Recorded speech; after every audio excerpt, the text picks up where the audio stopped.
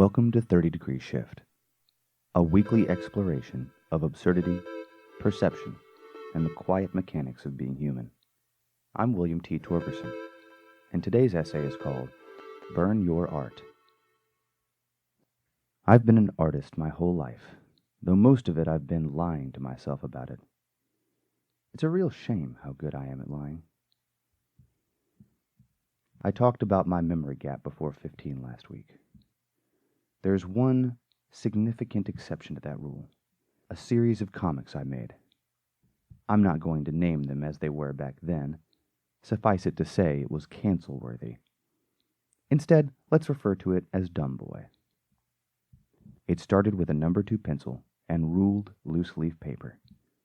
Maybe my first step into improvisation, since there definitely wasn't an outline, and certainly no revision. The plot, if there was one, is lost to me now.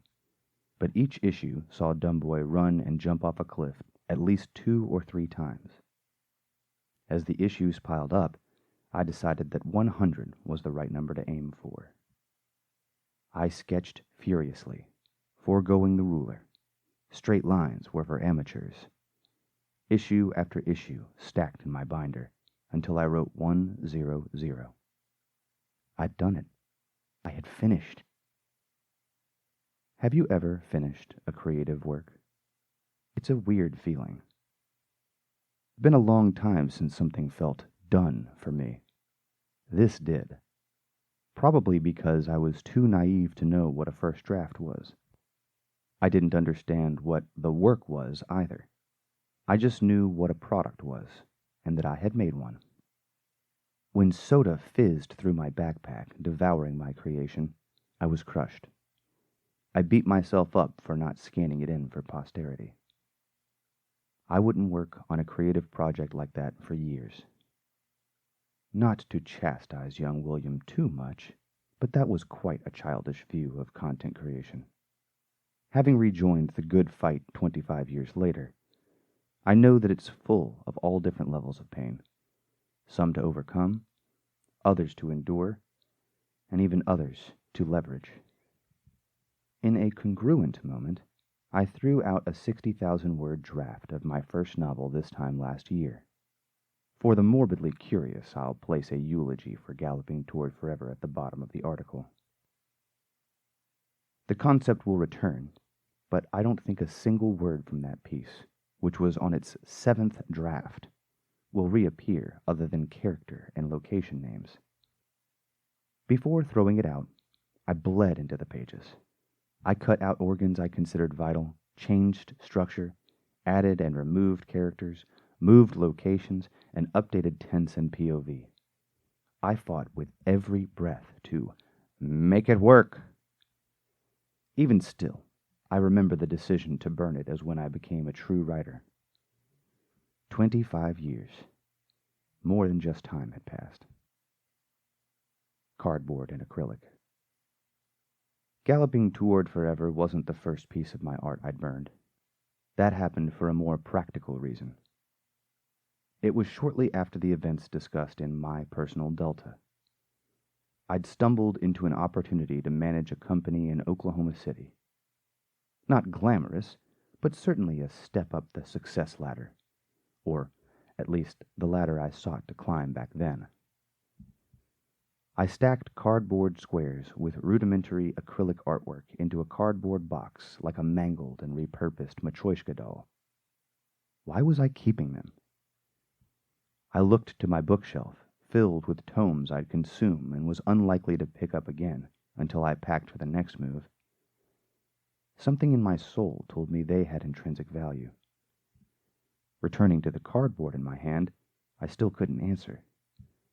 It wasn't intrinsic value. It was a personal weight, bound to what would otherwise be trash. As cinematic as it would be to claim I burned them, I'll be honest and tell you I placed them in the trash. It wasn't just the cardboard art either. I tossed out several small canvas boards I'd played around with as well. I only ended up keeping one piece, a 9-canvas board deep space painting I'd made with an X. That one had a different weight to it. one that had nothing to do with the effort that went into creating the work, nor the cost of materials.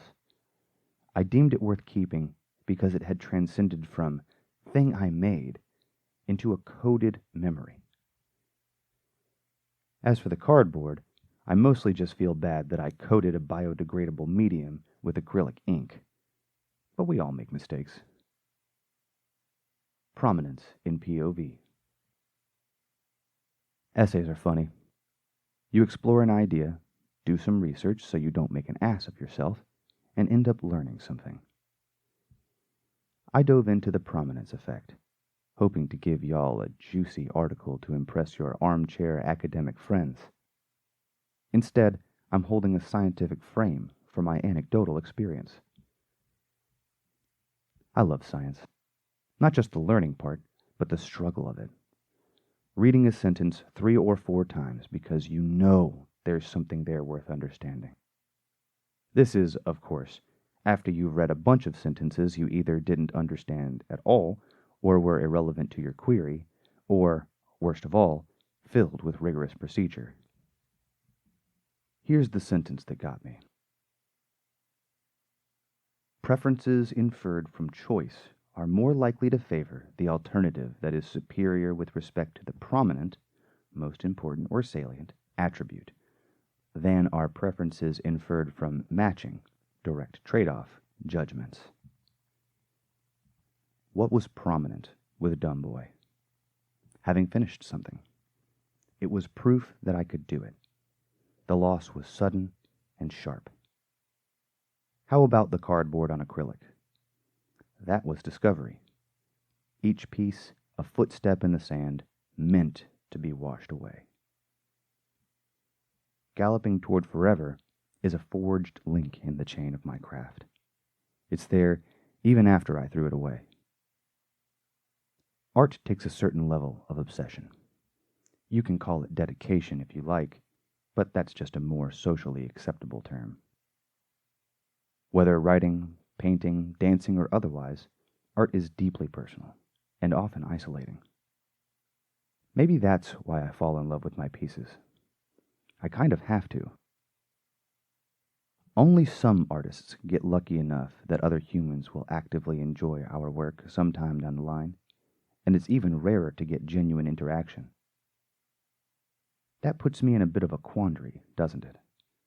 In order to do the work, I have to be obsessed. To be obsessed is to narrow my gaze. Prominence becomes importance through the alchemy of behavioral psychology. I'm not arguing against that connection. It's vital. It's what allows me to transfuse my work with my experience and to gain new understanding about the world and myself. I am suggesting that we need to burn our art. Sometimes. It's still a struggle for me. It's easier with words than illustrations. Well, some illustrations.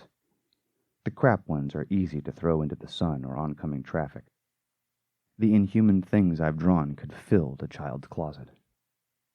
The okay ones, the not quite right, the you know this isn't good enough, those are harder to throw away. As I stare at those creations, after the spike of frustration lights my veins, I try to remember the cardboard acrylics, the footsteps. I can't recall a single line or color, but I'm still walking on the same beach. Occasionally, when I love something just a bit too much, I'll pick up some driftwood art and build a fire. P.S. As promised, here's the original pitch for Galloping Toward Forever.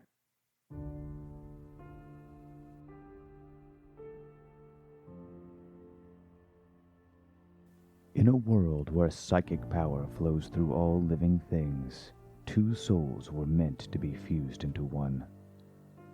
Buford is a psychic warhorse, Zebethy a calculating demon. Together they were meant to become a single time-traveling assassin. Their mission was to turn the tide of the horse wars by killing the boy who would invent a psychic weapon that enslaves horse kind. But the ritual fails. Buford wakes in a frontier town with only fragments of memory and a mission he no longer fully understands. Flung 15 years earlier, Zebethy begins to unravel in solitude, obsessed with the boy who carves the whistle they were meant to destroy. Separated, distorted, and convinced the other is dead, they walk diverging paths toward the same inevitable end.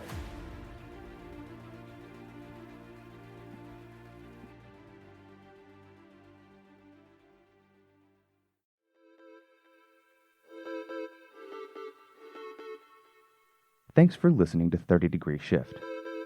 Join me for weekly releases every Wednesday at 11:11 a.m.